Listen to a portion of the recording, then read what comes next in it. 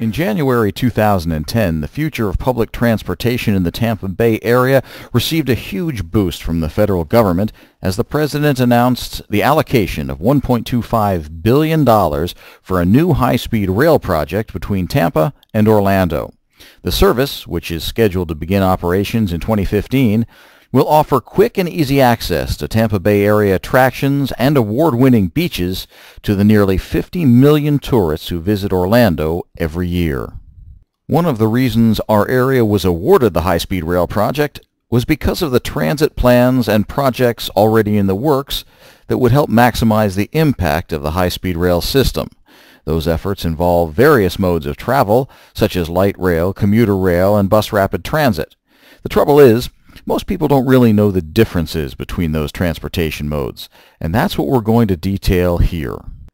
We'll begin with high-speed rail. This is a transit system used to link large, densely populated metropolitan areas.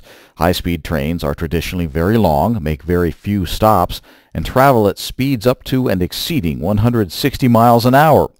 The cars are big, heavy, and run on specially built dedicated tracks. Our high-speed rail project will have stops in downtown Tampa, Lakeland, Celebration, Orlando, and the Orlando Airport. The line will be built and run by the Florida Department of Transportation. It will then be up to local transit agencies to provide connectivity to the high-speed rail stations. This is where enhanced local transit service such as light rail and bus transit come into play. Light rail and bus transit projects make up the bulk of the improvements planned for the Tampa Bay area. So when you see news stories about a proposed sales tax for transit here in the Tampa region, those tax dollars will be used to finance the local enhancements and not high-speed rail. Now let's take a look at light rail. This is one of the country's newest light rail projects in Phoenix, Arizona. Light rail trains usually run nearly level with the adjacent roadway for easy boarding and alighting. They run at lower speeds, are electrically powered, and stop more frequently than high-speed or commuter rail.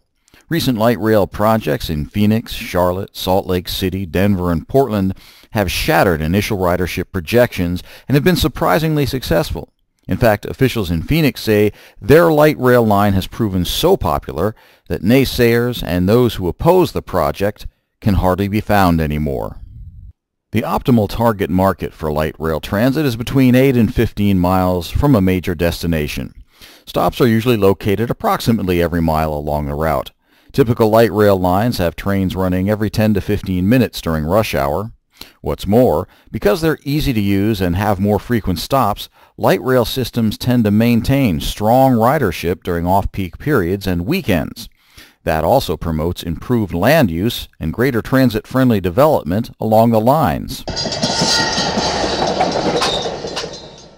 Commuter rail, on the other hand, which by the way is the planned mode for Orlando's Sunrail, is similar to what many would call traditional passenger trains. Notable commuter rail lines include MBTA in Boston, the Long Island Railroad, the new North Star line in Minneapolis, and Tri-Rail in Miami.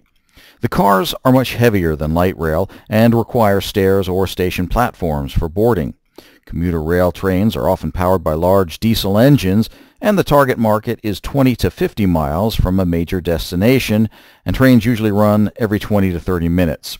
Stops are fairly infrequent and usually placed in densely populated towns with spacious park and ride lots and bus transfer facilities. Many commuter rail systems only operate during normal business rush hours, which is where the name commuter rail comes from. The last classification of rail transit we're going to look at is one that's often and easily confused with commuter rail. It's known as heavy rail. Examples of heavy rail would be Chicago's elevated rail system or the New York City subways. They're large, electrically powered trains that run at high frequencies and carry an exceptionally heavy volume of riders within large and highly populated metropolitan areas. Although rail transit tends to grab the headlines, executives from successful systems worldwide agree that rail service will only be as successful as the supporting bus transit systems. In other words, if you don't provide fast, efficient, and reliable bus service to the trains, the rail system won't be successful. This is why significantly enhanced bus service is playing such a large role in the future plans for Bay Area transit. Many of those plans involve service known as Bus Rapid Transit, or BRT. Flexible and relatively inexpensive, BRT usually involves buses running at high frequencies, such as every 5 to 15 minutes. In some cases, BRT lines will run in their own lanes or right-of-way, as seen here. Others will employ special jump lanes at intersections that allow the BRT vehicles to bypass traffic and improve travel times. BRT buses, by the way, can be anything from a traditional transit vehicle to modern double-length stylized train-like buses.